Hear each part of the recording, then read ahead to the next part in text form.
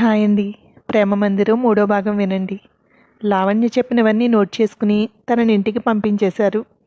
లావణ్య గురించి తెలుసుకోమని సునంద గీతకి పురమాయించింది. తను లావణ్య పేరెంట్స్తో తన స్కూల్ ఫ్రెండ్స్ ఇలా తన సర్కిల్ అందరినీ అడిగి లావణ్య గురించి తెలుసుకుంటోంది. విక్రాంత్ సునంద్ దగ్గరికి వచ్చి, మేడం, లావణ్య ఇంట్లో ఇంకొక సిమ్ యాక్టివేట్గా ఉండేది, కానీ అది ఇప్పుడు లేదు అన్నాడు. ఆ సిమ్ ఎవరి పేరు మీద ఉందో తెలుసుకోవాల్సింది కదా అంది సునంద. తెలుసుకున్నాం మేడం, ఎవరో సతీష్ అనే వ్యక్తి, బహుశా ఈ శవం అతనిదై ఉండొచ్చు అన్నాడు. అతని డీటెయిల్స్ ఉంటే ఇంటికి వెళ్ళి ఎంక్వైరీ చేయండి. ఇతన్ని ఖచ్చితంగా నా భర్త చంపాడు అని చెప్తోందంటే ఈ సతీష్కి లావణ్యకి ఏదైనా కనెక్షన్ ఉండి ఉండొచ్చు.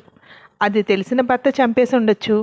ఇంకా లావణ్యకి తనని మనం అనుమానిస్తున్నట్టుగా తెలియనీయకు. ముందు వెళ్ళి సతీష్ ఇంటి దగ్గర ఎంక్వైరీ చేసిరా.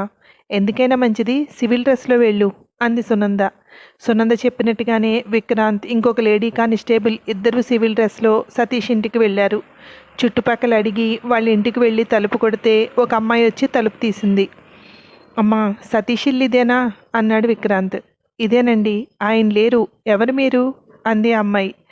అతను నేను ఒకప్పుడు కలిసి చదువుకున్నాంలే, మా ఇద్దరికీ పరిచయం ఉంది, ఒక్కసారి చూసి వెళ్దామని వచ్చాను. ఎక్కడికి వెళ్ళాడు అన్నాడు. ఎవరో ఒక ఆయన వచ్చి దుబాయ్లో పని ఇస్తా అన్నారండి, ఆయన కూడా వెళ్ళారు అంది. ఎన్ని రోజులు అవుతుంది వెళ్ళి అన్నాడు. 2 రోజులు అయిందండి అంది. అతని ఫోన్ నెంబర్ ఏదైనా ఉందా అన్నాడు. లేదండి, మా మామ ఫోన్ నాకు ఇచ్చేసి వెళ్ళాడు. అక్కడికి వెళ్ళాక అక్కడ ఇంకో సిమ్ తీసుకోవాలంట. ఆ సిమ్ తీసుకున్నాక నాకు ఫోన్ చేస్తాను అన్నాడు. ఇంకా ఫోన్ చేయలేదు. వెళ్ళటానికే 3-4 రోజులు పట్టుద్దంట కదండి అంది. అతని ఫోటో ఏదైనా ఉంటే ఇస్తావా అమ్మా అన్నాడు. అదేంటి, స్నేహితులు అంటున్నారు, ఆయన ఫోటో మీకెందుకు అంది. లేదు, చూసి చాలా రోజులైంది, ఎప్పుడో చిన్నప్పుడు చూశాను, ఇప్పుడు ఎలా ఉన్నాడా అని. ఈ పాప ఎవరు? మీ పాప?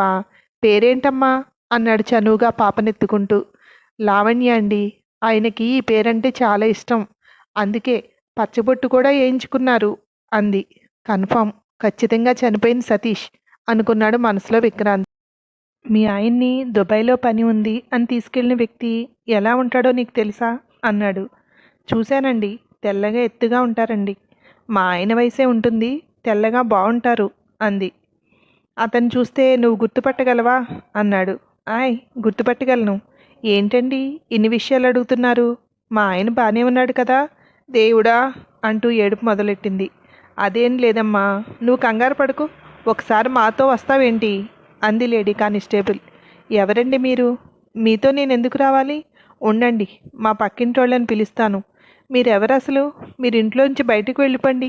ఏదో ఆయన స్నేహితులు అన్నారని లోపలికి రమ్మంటే అంది. నీ దగ్గర లావణ్య హస్బెండ్ ఫోటో ఉంది కదా, అది చూపించు అన్నాడు విక్రాంత్ కానిస్టేబుల్తో. ఆ ఫోటో చూపిస్తే, ఎవరితను? ఇతనెవరో నాకు తెలీదు అంది ఆమె.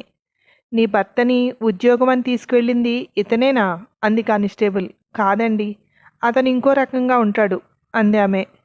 మేము పోలీసులం, నీ భర్త ఇప్పుడు మా కస్టడీలో ఉన్నాడు, నువ్వు మాతో రావాలి. ఇక్కడ మీ పెద్దవాళ్ళు ఎవరైనా ఉన్నారా అన్నాడు. లేరండి, అందరూ ఊర్లోనే ఉంటారు, నేను ఆయనే ఇక్కడ ఉంటాం. నేను 2 రోజుల్లో వెళ్ళిపోదాం అనుకుంటున్నాను. మా తమ్ముడు వస్తాడు, వచ్చాక వెళ్ళిపోదామని ఆగాను అంది. సరే, ఒకసారి మాతో రా అన్నాడు బయటికి నడుస్తూ. ఒక్కురుకున విక్రాంత్ దగ్గరున్న పాపను తీసుకుని ఇంట్లోంచి బయటకు వచ్చి, వదినా అంటూ అరిచినట్టు పక్క వాళ్ళని పిలిచింది. ఏమైంది, ఏటా కంగారు అంటూ వచ్చింది పక్కింటామె. వీళ్ళెవరో వచ్చారు, మా మామ వీళ్ళ దగ్గర ఉన్నాడంట, నన్ను ఒక్కసారి రమ్మంటున్నారు, పోలీసులు అంటున్నారు, నాకు భయమేస్తోంది, నువ్వు కూడా వస్తావా అంది. ఏంటయ్యా, ఎవరు మీరు? పోలీసులంటే ఎలా నమ్మాలి మేము? ఏమయ్యోయ్, ఇలా రా అంటూ పిలిచింది లోపలికి చూస్తూ. ఏమైంది, అరుస్తున్నావేంటి అంటూ వచ్చి వాళ్ళని చూసి, ఎవరయ్యా మీరు, ఏటి కావాలి మీకు అన్నాడు దురుసుగా. విక్రాంత్ డ్రైవర్కి ఫోన్ చేసి రమ్మన్నాడు. పోలీస్ జీప్ వచ్చి గుమ్మం దగ్గర ఆగింది. వెంటనే పైకి మడత పెట్టిన లుంగిని కిందకి దించి చేతులు కట్టుకుని కొంచెం వంగి, తమరు పోలీసులా బాబయ్యా అన్నాడు. అమ్మో దేవుడా, మా మామకి ఏటయ్యిందో కానీ నాకు భయమేస్తోంది అంటూ ఏడుపు మొదలుపెట్టింది గౌరీ. గౌరీ ఏడుస్తుంటే పాప కూడా ఏడుస్తోంది. ఎహే, నువ్వు కంగారు పడుకు, ఏం కాదు, నేను కూడా వస్తాను అన్నాడు. బాబూ, ఈ అమ్మాయికి ఏం తెలదండి, పల్లెటూరు పిల్ల, ఏం తెలవదు, నేను కూడా వస్తానయ్యా కూడా అన్నాడు వినయంగా పోలీసులతో. సరేరా అని వాళ్ళిద్దరూ జీప్ ఎక్కించుకున్నారు. ఈలోపు చుట్టుపక్కల వాళ్ళు ఒకళ్ళొకళ్ళు పోగవుతున్నారు. వాళ్ళని తీసుకుని మార్చురీ దగ్గరికి వెళ్ళి శవాన్ని చూపించారు. వెంటనే భర్తను గుర్తుపట్టింది గౌరీ. ఉద్యోగం ఇస్తానని తీసుకువెళ్ళి చంపేసినట్టున్నాడు దేవుడా అంటూ ఏడుపు మొదలుపెట్టింది. కూతురంటే పిచ్చి ప్రేమ, దాని పేరు పచ్చబొట్టు వేయించుకున్నాడు. ఆ పిల్లకు ఊహ కూడా తెలియకుండానే తండ్రిని దూరం చేశావా దేవుడా అంటూ కూలబడ్డాడు పక్కింటతను. ఏడుస్తూనే వాళ్ళందరికీ ఫోన్ చేశాడు. బాబూ, శవాన్ని ఎప్పుడిస్తారయ్యా అని అడిగాడు విక్రాంత్ని. ఇప్పుడేగా గుర్తుపెట్టింది, ఈ అమ్మాయికి నువ్వేమవుతావు అన్నాడు విక్రాంత్. అన్నని అవుతాను బాబయ్య, వాళ్ళూరు ఫోన్ చేశానండి, వాళ్ళంతా రేపటికొచ్చేస్తారు అన్నాడు. వాళ్ళు కూడా రాని, వాళ్ళ అమ్మా నాన్న వస్తున్నారేమోగా, వాళ్ళు కూడా కొడుకును గుర్తుపట్టాక అప్పుడు ఇస్తారు. ఇప్పుడు మీరు ఇంటికి వెళ్ళిపోండి, వాళ్ళు వచ్చాక రేపు రండి, చూసుకోవాలని కొంచెం అన్నాడు విక్రాంత్. అలాగే అంటూ తీసుకువెళ్తుంటే అమ్మమ్మ వాళ్ళు వచ్చే వరకు ఇక్కడే ఉందాం అంటూ ఏడుస్తోంది గౌరీ. ఈ పోలీసులు ఇక్కడ ఉండనియ్యరు, ఇంటికి పోదాం, వాళ్ళందరూ వచ్చాక వద్దాం బతిమాలుతున్నాడు అతను. వయసు చిన్నదే, కానీ కొంచెం మోటగా ఉంది. చంకన ఒక పిల్ల, 1 సంవత్సరం ఉంటుందేమో పిల్ల వయసు. ఆటో పిలిపించి తనే డబ్బులిచ్చి వాళ్ళని ఇంటి దగ్గర దింపమని చెప్పాడు విక్రాంత్. సునందకు ఫోన్ చేసి, ఆ శవం సతీష్దే, అతని భార్య గుర్తుపట్టింది, మేము లావణ్య దగ్గరికి వెళ్ళమా, సతీష్ తనకు ఎలా తెలుసో తెలుసుకుంటే చాలా వరకు క్లియర్ అయిపోతుంది అన్నాడు. అదే బెటర్, వెళ్ళి తెలుసుకో, తనకి ఎలా తెలుసో అప్పుడు కథ బయటకు వస్తుంది అంది సునంద. విక్రాంత్, కానిస్టేబుల్ ఇద్దరూ లావణ్య ఇంటికి వెళ్ళారు. వీళ్ళని చూసి ఆశ్చర్యంగా, లోపలికి రండి అంది. నీకు సతీష్ ఎలా తెలుసు అన్నాడు కూర్చుంటూ విక్రాంత్. లావణ్య మొహంలో విస్మయం కనిపించింది. సతీష్తో నాకు పరిచయం ఉంది, మా ఇద్దరి మధ్యలో ఉన్నది ఫ్రెండ్షిప్ మాత్రమే, అది అపార్థం చేసుకున్నాడు అనుకుంటా నా భర్త, అందుకే చంపేశాడు అంది చాలా నార్మల్గా. మరి ఈ విషయం ఇంతవరకు ఎందుకు చెప్పలేదు అన్నాడు. అతని చేతి మీద పచ్చబొట్టు చూసినప్పుడే నేను అతన్ని సతీష్ అని గుర్తించాను, కానీ అతను సతీష్ అని నేను చెప్తే కనుక మా ఇద్దరికీ ఏదో అక్రమ సంబంధం ఉంది అనుకుంటారని నేను ఈ విషయం మీకు చెప్పలేదు అంది. అతను నీకెలా తెలుసు అన్నాడు విక్రాంత్. ఆ పచ్చబొట్టు వల్లే తెలుసు, అతని చేతి మీద లావణ్య అనే పచ్చబొట్టు చూసి నేనే అతన్ని పలకరించాను, అది వాళ్ళ అమ్మాయి పేరని తెలిసింది, అలా మాటలు కలిసి మా ఇద్దరి మధ్య ఫ్రెండ్షిప్ ఏర్పడింది. ఈ విషయం దుబాయ్లో ఉన్న నా భర్తకి ఎలా తెలిసిందో నాకు అర్థం కావట్లేదు. ప్లాన్గా ఇక్కడికి వస్తున్నానని చెప్పి వచ్చి ఇతన్ని చంపేసి అతను ఎటో వెళ్ళిపోయాడు. అంతా వింటున్నాడు, కానీ ఏదో గుట్టు కూడా ఉంది అని అర్థమవుతోంది విక్రాంత్కి. భర్త చంపేశాడు అంటుంది, కానీ మొహంలో ఆ భయం తాయిలకు ఛాయలు కనిపించట్లేదు. ఒకవేళ భార్యాభర్తలు ఇద్దరూ కలిసి అతను చంపేశారేమో. చంపినవాడు కనిపించకుండా ఎన్ని రోజులు దాక్కుని ఉంటాడు? నిజంగానే సురేష్ వీళ్ళిద్దరి మధ్యన అక్రమ సంబంధం ఉంది అని అనుమానంతోటే ఇతన్ని చంపేసి ఉంటాడా? అలా చంపేసిన వాడు అంత ఈజీగా శవాన్ని అలా రోడ్డు పక్కన ఎందుకు పడేశాడు? ముందు సురేష్ని పట్టుకోవాలి, సురేష్ని పట్టుకుంటేనే ఈ కేసు కొలిక్కు వస్తుంది అనుకున్నాడు విక్రాంత్. సార్, వీటన్నిటి గురించి తెలియాలంటే ముందు అర్జెంటుగా నా భర్త ఎక్కడున్నాడో పట్టుకోండి. అతను ఎక్కడున్నాడో మా అత్తమామలకు తెలుసు, వీళ్ళంతా కలిసే ఈ పని చేశారు అంది లావణ్య. లావణ్య మాట్లాడుతుంటే కానిస్టేబుల్ బయటకు వచ్చి ఇంటి పక్క వాళ్ళని పిలిచి సురేష్ ఫోటో చూపించి, ఇతనెవరో మీకు తెలుసా అని అడిగింది. తెలియదు మేడం, ఎప్పుడు చూడలేదు, ఎవరు మేడం ఇతను అని ఎదురు ప్రశ్నించింది ఆవిడ. సతీష్ ఫోటో చూపిస్తూ, ఇతనెవరో తెలుసా అంది కానిస్టేబుల్. ఎందుకు తెలియదు మేడం, ఇతనేగా లావణ్య భర్త అంది ఆవిడ. ఇతను ఆమె భర్త? నేను ముందు చూపించిన ఫోటో ఆమె భర్త కాదా అంది. లేదు మేడం, ఇతనే ఈమె భర్త, ఈ ఇంటికి వచ్చి ఒక 6 నెలలు అవుతుంది, చాలా అన్యోన్యంగా ఉంటారు ఇద్దరు, ఈ మధ్యనే 2-3 రోజుల నుంచి కనిపించట్లేదు, ఏదో ఊరు వెళ్ళాడు అంది. ఏమైంది మేడం అంది ఆవిడ. ఏం లేదు, ఈ కుటుంబం గురించి మీకు ఎంత తెలుసో తెలుసుకుందామని అని లోపలికి వచ్చేసింది కానిస్టేబుల్. నీ భర్త ఎక్కడుండొచ్చు అనేది నీకేమైనా అనుమానాలు ఉన్నాయా అన్నాడు విక్రాంత్. ఎందుకు లేదు సార్, ఉంది, వాళ్ళ అమ్మ వాళ్ళ ఇంట్లోనే ఉంటారు, మా బావగారు, అదే సురేష్ అన్న కిషోర్, అతని మీద అనుమానం ఉంది నాకు అంది లావణ్య. అతనికి నీకు పడదా? అనుమానించడానికి కారణం ఏంటి అన్నాడు విక్రాంత్. బిజినెస్ చేసుకోవటానికి డబ్బులు కావాలని అడిగాడట. చాలాసార్లు ఫోన్ చేస్తున్నాడు అని కూడా మా ఆయన చెప్పాడు. ఆ డబ్బుల కోసమే నా మీద లేనిపోనివన్నీ చెప్పి ఇద్దరూ కలిసి అతన్ని చంపి ఉంటారు. ఇది చేసినందుకు మా ఆయన డబ్బిచ్చి ఉంటాడు. ఆ డబ్బులతో బిజినెస్ స్టార్ట్ చేసి ఉంటాడు. నిన్ననే షాప్ ఓపెనింగ్ అంది లావణ్య. అతనెక్కడుంటాడు అన్నాడు విక్రాంత్. ఇక్కడే వాళ్ళ అమ్మా నాన్నతోనే కలిసి ఉంటాడు అంది. మరి నిన్న వాళ్ళు వచ్చినప్పుడు మనకి ఈ విషయం ఎందుకు చెప్పలేదు అన్నాడు. ఎందుకు చెప్తారు సార్? చెప్తే మళ్ళీ మీరు వాళ్ళని అనుమానిస్తారు కదా. నాకు తెలిసి ఖచ్చితంగా అదే అయి ఉంటుంది. చంపిన వాళ్ళు ఎవరైనా సరే ఊరికే వదిలిపెట్టకండి సార్. నా మీద అనుమానంతో అనవసరంగా ఒక నిండు ప్రాణాన్ని బలికొన్నారు. ఇంతకింత వాళ్ళు అనుభవించాలి. ముఖాన్ని ఎలా కొట్టారు, అసలు ఆనవాలే తెలియకుండా అంది కళ్ళ నుండి నీళ్లు కారుతుండగా. ఇంకా అతనికి క్లోజ్ ఫ్రెండ్స్ ఇలా ఎవరైనా ఉన్నారా? వాళ్ళు ఎవరి దగ్గరైనా ఉండే ఛాన్స్ ఉందా అన్నాడు విక్రాంత్. ఇతను హత్య చేసి వెళ్తే దాసేంత క్లోజ్ ఫ్రెండ్స్ ఎవరూ లేరు సార్. ఖచ్చితంగా వాళ్ళ అమ్మా నాన్న, లేకపోతే వాళ్ళ అన్న. ఇది ముగ్గురికి ఖచ్చితంగా తెలుసుంటుంది. నా మీద లేనిపోనివి చెప్పి అతని మనసు విరిచి అతని దగ్గర డబ్బులన్నీ తీసేసుకుని ఒక మనిషిని చంపించడానికి ప్రేరేపించారు, చంపించేశారు అంది. అతను నీ దగ్గరికి వచ్చినా లేదా ఎక్కడైనా ఉన్నట్టు నీకు అనుమానం వచ్చినా, నీకేదైనా ఫోన్ వచ్చినా సరే కానీ మాకు వెంటనే ఇన్ఫర్మేషన్ ఇవ్వాలి అన్నాడు విక్రాంత్. సురేష్ ఇక్కడికంటూ వస్తే నేను మీకు ఇన్ఫర్మేషన్ ఇచ్చే ఛాన్స్ ఎక్కడుంటుంది సార్? ఖచ్చితంగా నన్ను కూడా చంపేస్తాడు. ఆల్రెడీ ఒక మనిషిని చంపిన వాడికి ఇంకో మనిషిని చంపడం కష్టమా సార్? నాకు సెక్యూరిటీ అడిగాను, మీరు అది కొంచెం చూసుకోవాలి సార్ అంది.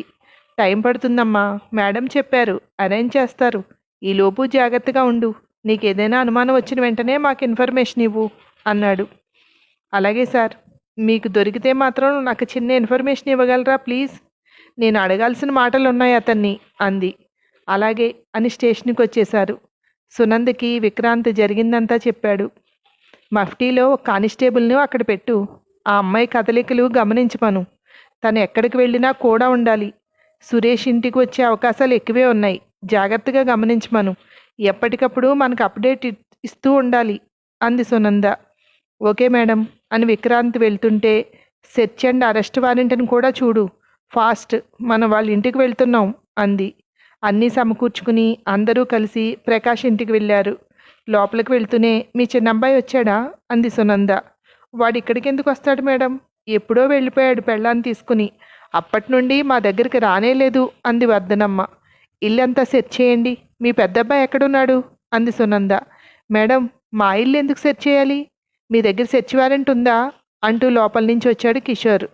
ఈ మధ్యన అందరికీ ఇదో ఫ్యాషన్ అయిపోయింది, వారెంట్ ఉందా అని అడగడం. సినిమాలు చూసి మేమన్నీ పకడ్బందీగానే వచ్చాం నిన్ను అరెస్ట్ చేయటానికి. అరెస్ట్ వారెంట్ కూడా ఉంది. చాలా? ఇంకేమైనా కావాలా? ముందు చెప్పు, నువ్వెవరు? సురేష్ అన్నవేనా అంది సునంద. అవును మేడం, నేను అతని అన్న కిషోర్ని. మీరు మా ఇల్లు ఎందుకు సెర్చ్ చేస్తున్నారో తెలుసుకోవచ్చా అన్నాడు. నిరభ్యంతరంగా తెలుసుకోవచ్చు.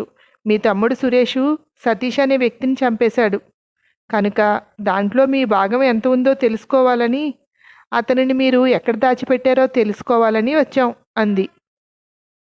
విక్రాంత్, కానిస్టేబుల్ అందరూ లోపలికి వెళ్ళి వెతుకుతున్నారు. మేడం, మీకేదో పొరపాటు ఇన్ఫర్మేషన్ వచ్చింది. నా తమ్ముడు చంపే టైపు కాదు. వాడు కొంచెం అమాయకుడు. ఒక మనిషిని చంపే అన్ని తెలివితేటలు వాడికి లేవు. అదే చేసి ఉంటుంది. అసలు ఈ సతీష్ ఎవరు? ఆ వ్యక్తి ఎవరో నాకే తెలీదు. ఇక దుబాయ్లో ఉండే నా తమ్ముడికి ఏం తెలుస్తుంది అన్నాడు కిషోర్. దుబాయ్లో ఉద్యోగం చేస్తున్నాడు. అక్కడి నుంచి ఇక్కడికి వచ్చి ఒక వ్యక్తిని చంపి కనిపించకుండా ఉన్నాడు. అతన్ని వచ్చి మీరు అమాయకుడు అంటున్నారు? అతను ఒక వ్యక్తిని చంపి పారిపోయాడు అంది సునంద. మేడం, ఇంట్లో ఎవరూ లేరు అంటూ వచ్చాడు విక్రాంత్. నా కొడుకు చనిపోయాడని శవాన్ని చూపించారు. మళ్ళీ ఇప్పుడు వచ్చి మా ఇంట్లో ఉన్నాడు అంటున్నారు. మీరు చెప్తున్న సతీష్ అనే పేరు మేము ఎప్పుడూ వినలేదు అంది వర్ధనమ్మ. అమ్మాయి కరెక్ట్గానే చెప్పింది. అతను తన భర్త కాదని. మీరే మమ్మల్ని ఏమార్చాలని చూశారు. ఆ శవం సురేష్ది కాదు, సతీష్ది అన్నాడు విక్రాంత్. అయితే ఆ సతీష్కి మావాడికి ఏంటి సంబంధం అన్నాడు ప్రకాష్. వీళ్ళందరినీ స్టేషన్కి తీసుకువెళ్దాం. అక్కడ చెప్తాను అన్ని సంబంధాల గురించి. విక్రాంత్, అందరినీ జీప్ ఎక్కించు అంది సునంద. పోలీస్ జీపు రావడం, లోపల నుండి మాటలు వినబడ్డంతో చుట్టుపక్కల అందరూ పోగవుతున్నారు. మేడం, చుట్టుపక్కల అందరూ చూస్తున్నారు. ఆ సతీష్ అనే అతనికి మాకు ఎలాంటి సంబంధం లేదు. మీరు మమ్మల్ని తీసుకువెళ్తున్నారు అంటే పరువు పోతుంది అన్నాడు బ్రతిమాలుతున్నట్టు ప్రకాష్. ఆల్రెడీ మన పరువు ఎప్పుడో పోయింది. ఆ దరిద్రపుది మన వాడి జీవితంలోకి ఎప్పుడైతే వచ్చిందో అప్పుడే పోయింది. ఇంతకీ ఎవడా సతీషు? దాని తాలూకువాడా అంది ఏడుస్తూ వర్ధనమ్మ. మేడం, నేను నా భార్య నా బండిలో వస్తాం. ఎక్కడికి పోం. పరువు కోసం కొట్టుకునే మనుషులం మేడం, అర్థం చేసుకోండి ప్లీజ్ అన్నాడు చేతులు జోడిస్తూ ప్రకాష్. నీకు పెళ్ళయిందా? ఏరి వాళ్ళు అంది సునంద కిషోర్ని చూస్తూ. వాళ్ళ పుట్టింటికి వెళ్ళింది. పిల్లల్ని తీసుకుని వెళ్ళింది. రేపు వస్తుంది మేడం. ఎందుకు మేడం? దానికేం తెలీదు అన్నాడు గాబరాగా కిషోర్. ముందే జాగ్రత్త పడ్డావన్నమాట. సరే, మీరు వెనక రండి, నువ్వు జీపెక్కు అంది కిషోర్తో. అందరినీ స్టేషన్కి తీసుకువెళ్ళి విడివిడిగా ఇంటరాగేషన్ మొదలుపెట్టారు. నువ్వు చెప్పు, మీ తమ్ముడు ఎప్పుడొచ్చాడు అంది కిషోర్తో సునంద. తన భార్య మా ఇంట్లో ఉండగా రావడమే, మళ్ళీ ఎప్పుడూ రాలేదు. రాలేదు అనే కంటే అది రానివ్వలేదు అని చెప్పచ్చు. ఇంటి నుండి వాడిని తీసుకుపోయింది. ఆ తర్వాత వాళ్ళిద్దరూ ఈ ఇంట్లో అడుగు పెట్టలేదు. వాడికి మాకు సంబంధం లేదు మేడం, నన్ను నమ్మండి, నేను చెప్పేదంతా నిజం అన్నాడు కిషోర్.